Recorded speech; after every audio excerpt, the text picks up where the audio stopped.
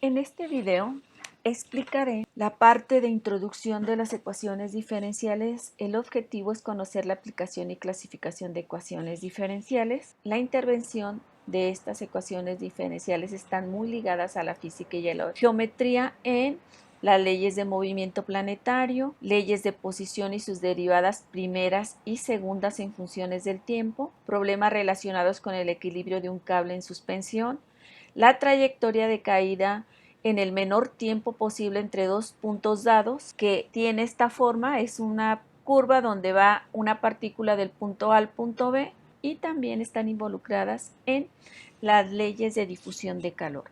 El vínculo de las ecuaciones diferenciales y el mundo real. Las ecuaciones diferenciales tienen aplicación en diversas áreas de las ciencias.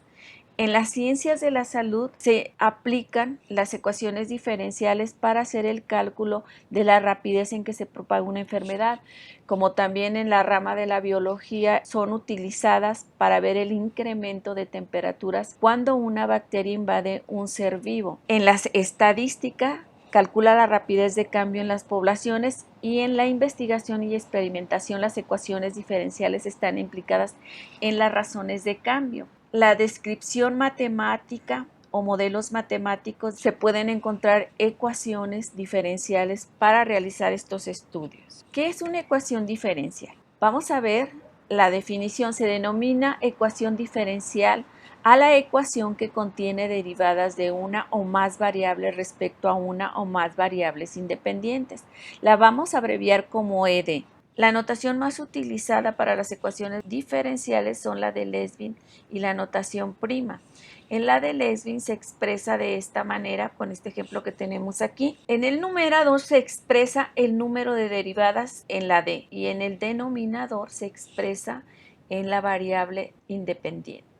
La notación prima se expresa de la siguiente manera. En la variable dependiente se va agregando una coma si es una derivada, dos comillas si son dos derivadas, y así sucesivamente hasta llegar a n. A partir de la tercera derivada se va a agregar un valor numérico como exponente. Por ejemplo, si se tuviera una cuarta derivada, se pondría y a la 4 y el 4 estaría entre paréntesis. ¿Cómo resolver una ecuación diferencial? Aquí tenemos el ejemplo de la ecuación diferencial. ¿Cuál es la solución para esta ecuación diferencial? Es integrarla, porque necesitamos la ecuación primaria. Primero se separan tanto la derivada de la variable dependiente como la independiente. Vamos a integrar para obtener la ecuación primaria, y esta sería la solución. Obviamente que las soluciones van a variar dependiendo del tipo de ecuación diferencial que tengamos. La clasificación de estas ecuaciones diferenciales son por tipo, por orden y linealidad. En la clasificación por tipo tenemos dos, que son las ecuaciones diferenciales ordinarias y las ecuaciones diferenciales parciales. Las ecuaciones diferenciales ordinarias son aquellas que solo contienen derivadas ordinarias, esto es, derivadas de una o varias funciones de una sola variable independiente, y se presenta de esta manera. Aquí tenemos que esta es la variable dependiente, esta es mi variable independiente. Aquí en el numerador tenemos obviamente la función que no conocemos. Al momento que integramos encontramos la función primaria de esa función desconocida. Las ecuaciones diferenciales parciales, en cambio, contienen derivadas de una o más funciones de dos o más variables dependientes. Por lo tanto, la estructura es la siguiente. Aquí vamos a tener dos variables dependientes, que es la x y la y la variable independiente es la t. La siguiente clasificación, que es por orden, va a estar determinada por el término que tiene la derivada más alta. Ejemplo, el orden de esta función es de orden 2 porque la mayor derivada es 2. Si nosotros la tenemos en notación prima, el mayor orden lo tenemos aquí, que es tercera derivada. El orden de esta función es 3. No siempre se presenta de esa manera. Puede que tengamos una función de esta forma.